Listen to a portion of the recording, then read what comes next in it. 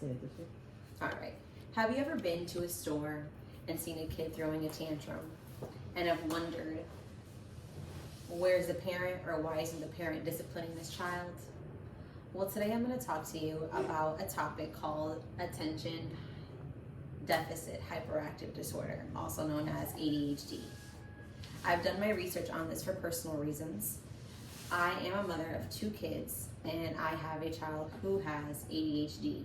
So I have experienced some of the effects of ADHD. Today I'm going to share 3 important parts about ADHD. What it is, what causes it, some symptoms and treatments. ADHD is one of the most common mental disorders in children.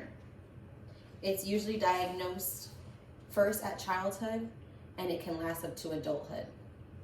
There are 3 types of ADHD: predominantly inattentive presentation, combined presentation, and predominantly hyperactive impulse presentation.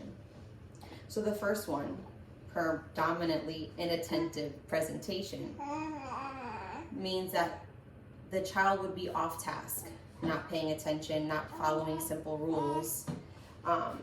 The next one for combined presentation would be a combination of the other 2.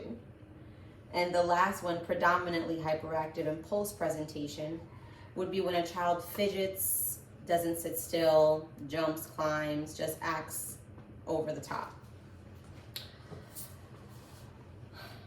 What causes ADHD? According to the CDC, the cause and risk factors are unknown. There are studies that show that it is genetically passed down, but there is nothing that they know of. Research does not support its popular news of ADHD being caused by too much television, improper handling of parenting, or too much sugar. These causes might affect what the matter is, but there is no evidence that is the main cause of ADHD. The CDC also says 11% of children between the ages of 4 to 17 have ADHD. ADHD doesn't increase a person's risk for other conditions or diseases, but if left untreated, the National Resource Center on ADHD says 30% of kids will develop anxiety disorder. The CDC also states conduct disorders, meaning no regard for consequences of their actions, arise. The diagnosis. There is no single test to diagnose for ADHD. A doctor can go ahead and do a medical exam, or he can refer and talk to the parents, the teachers, and other relatives in the family to see how the child behaves in different settings. The child will behave in different settings over a longer period of 6 months. The treatment plan. The CDC states in most cases, ADHD is best treated with a combination of behavioral therapy and medication. What works best depends on the family and the child. Many people do not know the severity of ADHD.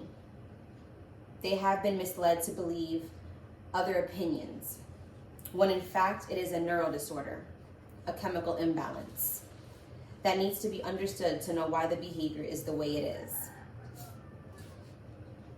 I have gone over the types of causes, diagnostics, treatments, and now how will you impact someone you know with ADHD?